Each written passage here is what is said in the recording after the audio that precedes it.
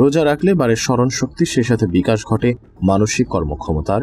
এছাড়া পেপটিক আলসারের মতো জটিল রোগের প্রকোপ কমাতেও অবিশ্বাস্যভাবে ভূমিকা পালন করে সিয়াম পালন। এখানেই শেষ নয়, রোজা রাখার ফলে এমন আরো অসংখ্য উপকারিতার কথা জানিয়েছে চিকিৎসা বিজ্ঞান। সিয়াম পালনকে ঘিরে বিজ্ঞানের দীর্ঘ গবেষণায় প্রমাণিত হয়েছে রোজা রাখার ফলে রোগ সৃষ্টির যে ভ্রান্ত ধারণা রয়েছে তা সম্পূর্ণ অসত্য। আর এই চিকিৎসা বিজ্ঞানের দৃষ্টিতে রোজার গুরুত্ব ও উপকারিতা নিয়ে আমাদের আজকের এই বিশেষ আয়োজন। ধর্মীয় দৃষ্টিকোণ থেকে যেমন রোজার রয়েছে অসংখ্য ফজিলত, তেমনি বিজ্ঞানের গবেষণায়ও সিয়াম পালনে রয়েছে অগণিত উপকারিতা।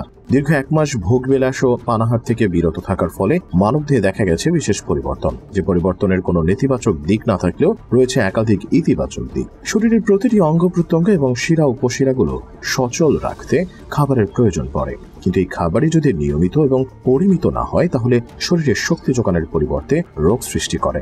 সিয়াম পালনের শারীরিক উপকারিতা বিশ্লেষণের আগে চলুন এক নজরে দেখে নেওয়া যাক কিভাবে সিয়াম মানসিক কর্মক্ষমতা বাড়াতে সাহায্য করে।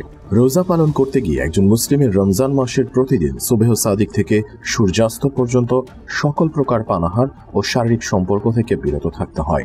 এ সময় রোজার ভাবমূর্তি রক্ষার্থে একজন রোজাদারকে সকল প্রকার ঝগড়া, বিবাদ, মিথ্যা কথা, অশ্লীল যৌন প্রবৃত্তির মতো কর্ম করা থেকে বিরত থেকে নিজেদের শরীর ও মনকে নিয়ন্ত্রণে রাখার চেষ্টা করে। এ কারণে রোজা যে শুধুমাত্র আধ্যাত্মিক উন্নতির সাধন করে তা নয়, বরং শারীরিক ও মানসিক উন্নতিও ঘটায়। রোজা থাকা অবস্থায় কমপক্ষে 13 থেকে 15 ঘন্টা যাবতীয় খানাপিনা বন্ধ থাকে। এ সময় পাকস্থলী, অন্ত্রনালী, যকৃত, হৃৎপিণ্ড সহ অন্যান্য অঙ্গ প্রত্যঙ্গ বিশ্রাম পায়। তখন এসব অঙ্গ প্রত্যঙ্গ নিজেদের পুনর্গঠনে নিয়োজিত হতে পারে। অন্যদিকে দেহে যেসব চর্বি জমে শরীরের ক্ষতির কারণ হয়ে দাঁড়ায়, সেগুলো রোজার সময় দেহের প্রয়োজনীয় চাহিদা মেটানোর জন্য ছুটে যায়। সুপিরিয়র নিউট্রিশন গ্রন্থে ডক্টর শেলটন বলেছেন, উপবাসকালে শরীরের মধ্যকার প্রোটিন, চর্বি, শর্করা জাতীয় পদার্থগুলো স্বয়ং পাচিত হয়, ফলে গুরুত্বপূর্ণ কোষগুলোর পুষ্টি বিধান হয়। স্বাস্থ্যবিজ্ঞানের দৃষ্টিকোণ থেকে অসময়ে অসম ভক্ষণ হজম প্রক্রিয়ার ক্ষেত্রে নেতিবাচক প্রভাব ফেলতে পারে। চিকিৎসা বিজ্ঞানীরা এ ব্যাপারে একমত যে শরীরের অধিকাংশ রোগ সৃষ্টি হয় অস্বাভাবিক খাদ্য গ্রহণের কারণে।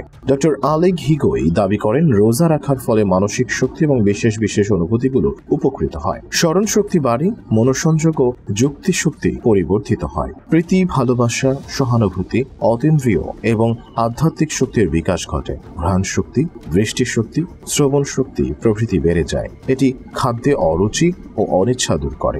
রোজা শরীরের রক্তের প্রধান পরিচ্ছেদক। রক্তের পরিশোধন ও বিশুদ্ধি সাধন দ্বারা দেহ প্রকৃতপক্ষে জীবনী শক্তি লাভ করে।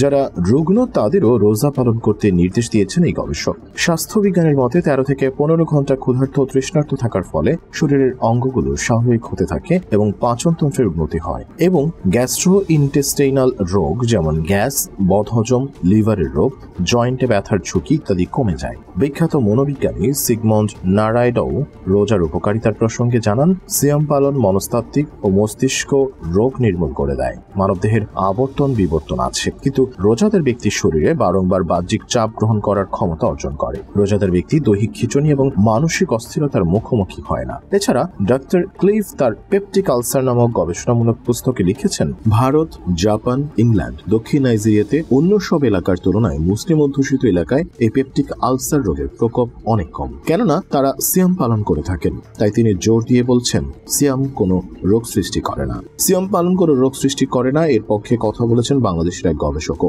1958 থেকে 1963 সাল পর্যন্ত ডাক্তার মোহাম্মদ গোলাম মুআজ্জম সহ কয়েকজন ডাক্তার ঢাকা ও রাজশাহী মেডিকেল কলেজে রোজার বিভিন্ন দিক নিয়ে দীর্ঘ গবেষণা করেন। এই গবেষণায় দেখা যায় যে শতকরা প্রায় 80 জন রোজাদারের বেলায় গ্যাস্ট্রিক অ্যাসিড স্বাভাবিক পাওয়া গেছে, শতকরা প্রায় 36 জনের অস্বাভাবিক অ্যাসিডিটি স্বাভাবিক হয়েছে, প্রায় শতকরা 12 জন রোজা পালনকারীর অ্যাসিড একটু বেড়েছে, তবে কারো ক্ষতিকর পর্যায়ে যায়নি। সুতরাং রোজায় পেপটিক আলসার হতে পারে এমন ধারণা ভুল ও মিথ্যা। রমজান শুধু আধ্যাত্মিক পরিশুদ্ধতা অর্জনের জন্য উপকারী নয়, বরং বিজ্ঞানের দৃষ্টিতেও শারীরিক ও মানসিক বিকাশের জন্য বেশ তাৎপর্যপূর্ণ।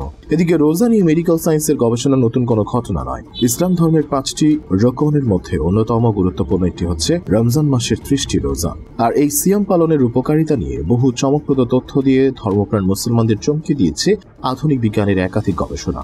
রোজা শুধু ধর্মীয় বিধিবিধানের অংশ নয়, বরং এটি বিজ্ঞান ও স্বাস্থ্যনীতিরও একটি বড় অংশ জুড়ে রয়েছে। দীর্ঘ গবেষণায় দেখা গেছে যে রোজা রাখার ফলে নির্দিষ্ট সময় পর্যন্ত খাবার গ্রহণ বন্ধ থাকে। এতে মানবদেহের কোষ বাহির থেকে কোনো খাবার না পেয়ে নিজের অসুস্থ কোষগুলো খেতে শুরু করে। চিকিৎসা শাস্ত্রে এই পরিস্থিতিকে বলা হয়েছে অটোফেজি। আর এই অটোফেজি প্রক্রিয়ার মাধ্যমে প্রতিরোধ করা সম্ভব ক্যান্সার, ডায়াবেটিস সহ দেহের একাধিক রোগ। মূলত এই অটোফেজি সেলুলার রিসাইকেলিং সিস্টেম নিয়ে গবেষণা করেই 2016 সালে নোবেল পেয়েছিলেন জাপানি গবেষক ও বিজ্ঞানী ইয়োশিনোরি ওসুমি। তবে মুসলমানদের দাবি রোজা নিয়ে গবেষণা করে নোবেল পেয়েছেন তিনি, আর এই নিয়ে সৃষ্টি হয়েছে ধোঁয়াশা।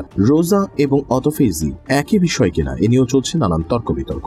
একাধিক চিকিৎসা বিজ্ঞানী অটোফেজি ও রোজা এক বলে দাবি করলেও আধুনিক বিজ্ঞানের নতুন গবেষণা বলছে রোজা ও অটোফেজির মাঝে একাধিক পার্থক্য রয়েছে। সিয়াম পালন করতে দিনের দীর্ঘ একটা সময় না খেয়ে থাকতে হয়, কিন্তু অটোফেজি প্রক্রিয়া অবশ্যই পানি পান করতে হয়। পানি পান ছাড়া অটোফেজি প্রক্রিয়া চালু হয় না। সাধারণভাবে উপবাসের 18তম ঘন্টা থেকে অটোফেজি সক্রিয় হয়। কোনো গবেষণার অবশ্য দেখা গেছে যে 13তম ঘন্টা থেকে অটোফেজি সক্রিয় হয়েছে। কাজে বলা যেতে পারে রোজা রাখার 13তম থেকে 18তম ঘন্টায় গিয়ে মানব দেহের অটোফেজি প্রক্রিয়া সক্রিয় হয়। তখন কোষের আবর্জনা ও ক্ষয়ে যাওয়া কোষ রিসাইক্লিং হয় এবং নতুন কোষাণু তৈরি ও শক্তি উৎপাদন হয়। পরিশেষে এতটুকু স্পষ্ট যে জাপানিজ এই বিজ্ঞানী মূলত অটোফেজি নামক একটি প্রক্রিয়ার উপর গবেষণার কারণেই নোবেল পুরস্কার পেয়েছেন।